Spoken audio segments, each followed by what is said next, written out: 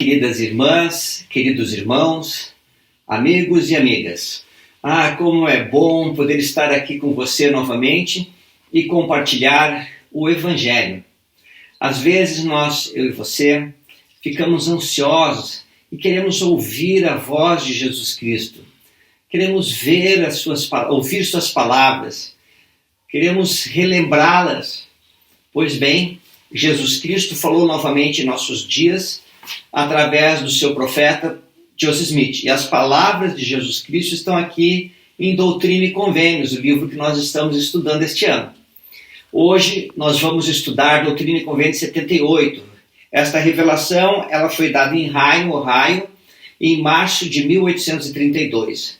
Nela o Senhor está orientando o profeta que deveria organizar um armazém para os pobres. Esse termo armazém para os pobres foi introduzido posteriormente. No começo era chamado de firma unida.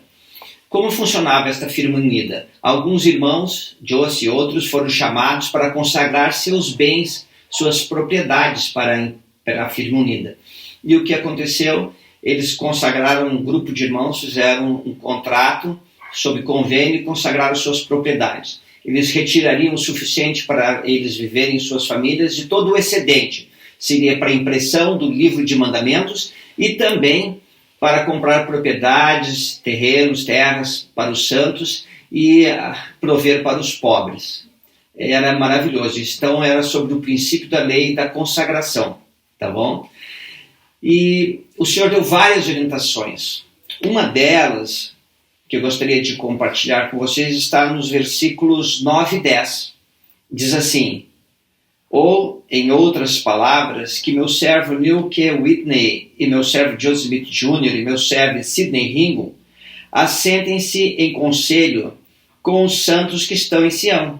Caso contrário, Satanás procura desviar da verdade o coração deles, para que se tornem cegos e não compreendam as coisas para que eles foram preparadas.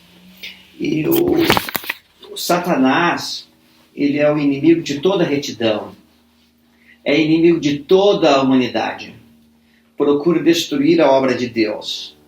O elder Russell M. Ballard, ele falou o seguinte sobre isso, abre aspas: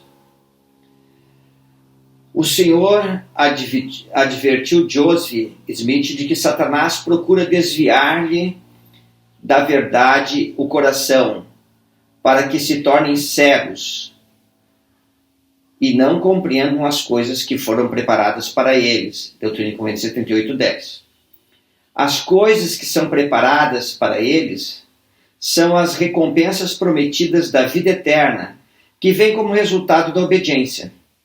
O diabo tenta nos cegar para essas recompensas. O presidente Herbert G. Grant disse que, se formos fiéis na observância dos mandamentos de Deus, suas promessas serão cumpridas ao pé da letra. O problema é que o adversário da alma dos homens cega sua mente, e ele joga poeira, por assim dizer, em seus olhos, e eles ficam cegos com as coisas do mundo. Fim da citação. Continuando o discurso do elder Ballard, Satanás, nos tenta com os prazeres transitórios do mundo, para que não concentremos nossa mente e esforços nas coisas que trazem alegria eterna. O diabo é um lutador sujo e devemos estar cientes de suas táticas. Esse fim da citação do elder Ballard. Essa mensagem é: a pureza precede o poder. Está na Liahona de novembro de 1990. Então Satanás ele procura cegar a todas as pessoas. Muitos de nossos amigos tão queridos, familiares, amigos próximos, que vieram a se afastar do Evangelho restaurado porque foram cegados pelo adversário. Não são pessoas ruins ou más. Devemos continuar servindo de exemplo, devemos continuar sendo amigos, estender nossa mão a eles e viver de tal maneira para que o Espírito Santo possa tocar-lhes o coração novamente. Nós podemos fazer a diferença na vida de tantas pessoas que outrora foram tão firmes e fiéis. Mas lembra, Satanás, ele é o inimigo e ele procura cegar a todos nós.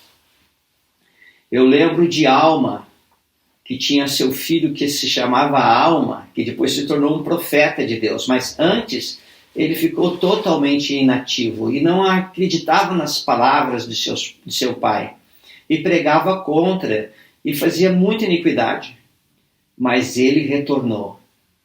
E eu convido a todos vocês, principalmente aos pais que têm filhos menos ativos, continue sendo um exemplo de viver o Evangelho, para inspirar seus filhos, para que um dia, assim como Alma, o filho, eles também possam retornar cheios de luz e se tornarem pessoas tão fiéis, tão perseverantes, que procurem tanto se aperfeiçoar em Jesus Cristo, que amam tanto a Jesus Cristo, que poderão herdar vida eterna.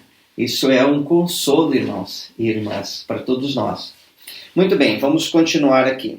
Uma outra parte que eu gostaria de mencionar está no versículo 14, Doutrina e Convênio 78, 14. Que pela minha providência, não obstante as tribulações que sobre vós cairão, a igreja permaneça independente, acima de todas as outras criaturas abaixo do mundo celestial. Que coisa fantástica! Nós todos conhecemos muitas capelas, conhecemos templos, e eu gostaria que você pudesse imaginar assim: a igreja, ela desenvolveu normas, padrões, e o orçamento é de tal forma que tem algumas regras. Primeira, se não tiver, não gasta. E as outras regras não são importantes. Alguém falou isso, achei tão bonito, não lembro quem foi. Mas, se você lembrar, escreve aqui nos comentários. Mas esta é a pura realidade. Quando a igreja se estabelece numa cidade, um ramo é criado, uma casa é alugada, e aquele grupo, aquele ramo começa a crescer e se fortalecer e atinge um determinado número, a igreja vai naquela cidade, compra um terreno, paga à vista, constrói uma capela totalmente quitada, e depois de estar totalmente quitada, ela então dedica aquela capela e permite que os santos ali se reúnam. Esse é um princípio de independência. Tem uma citação aqui do presidente Russell M. Ballard,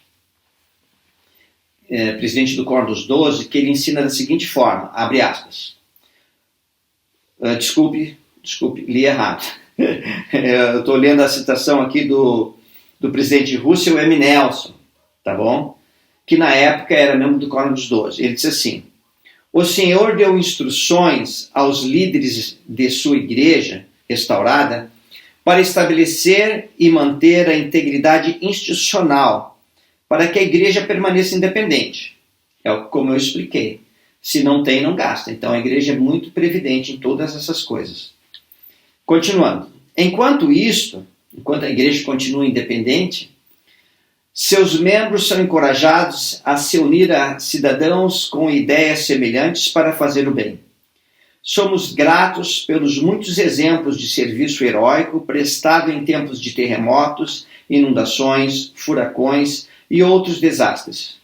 Esses esforços cooperativos para ajudar os vizinhos em perigo transcendem quaisquer barreiras impostas pela religião, raça ou cultura.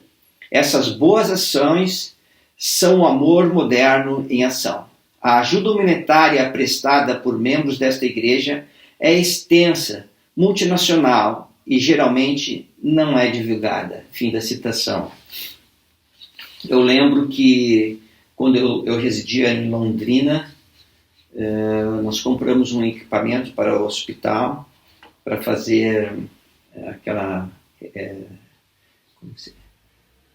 ressonância magnética, né, para crianças, e era caríssimo e foi doado, irmãos, para o hospital.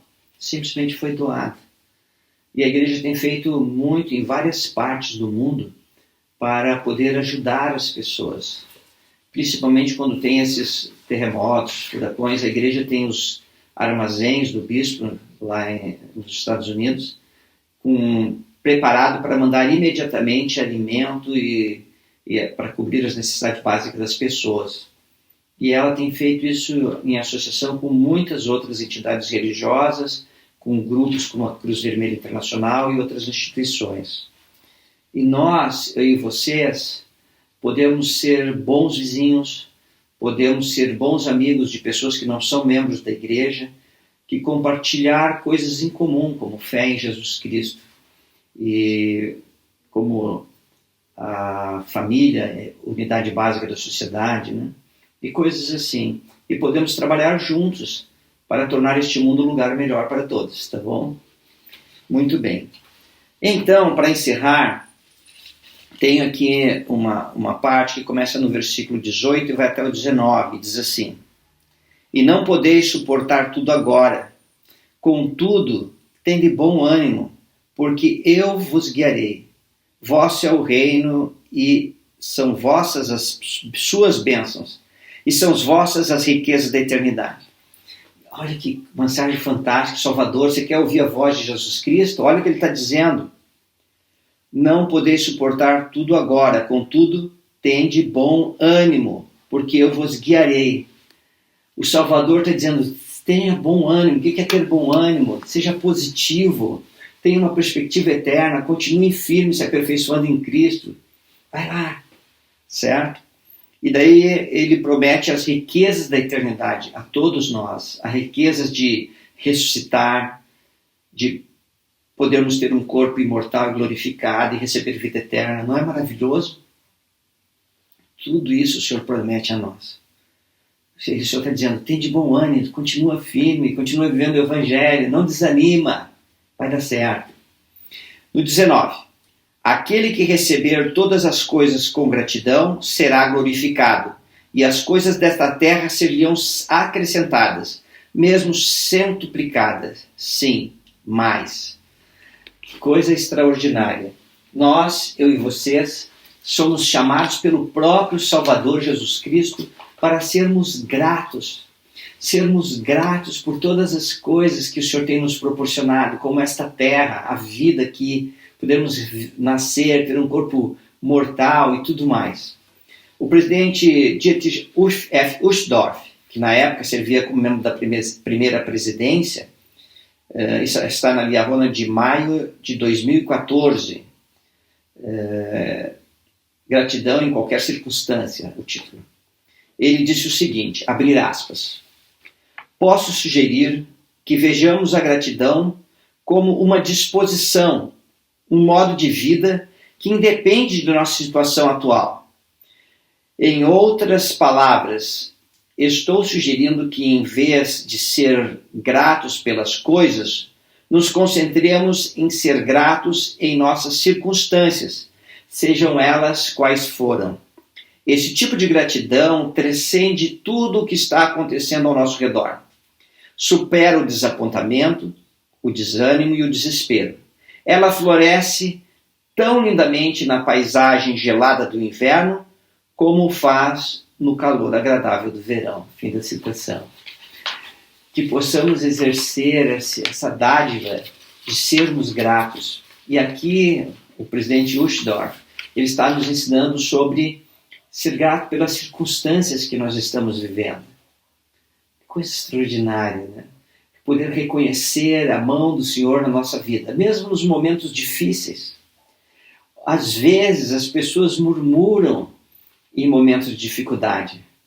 Que tal nós olharmos nos momentos de dificuldade como uma grande oportunidade de receber revelação pessoal, de receber poder do céu para superar essas adversidades, de poder olhar com os olhos da fé para o futuro e ter certeza de vida eterna, e olhar para o Senhor, orar e poder receber em resposta das orações que nós estamos indo no caminho correto.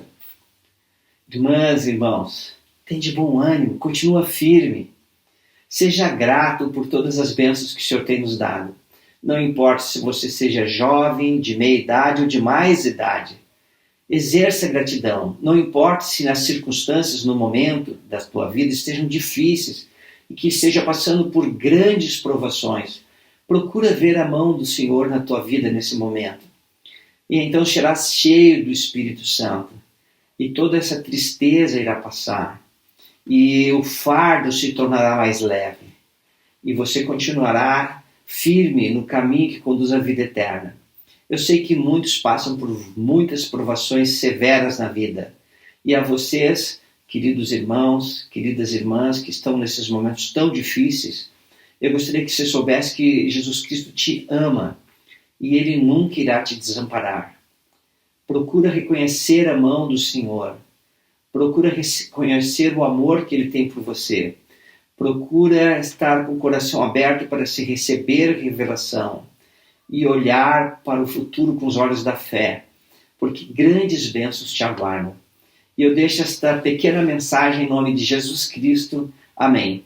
Cuide-se bem. Tchau, irmãos. Tchau, irmãs, jovens, crianças. Um abraço do Vovô Dé. Obedeça a seus pais. Continua sempre vivendo o Evangelho. Deus vive e te ama. Tchau, irmãos e irmãs. Tchau. Cuide-se bem. Tchau.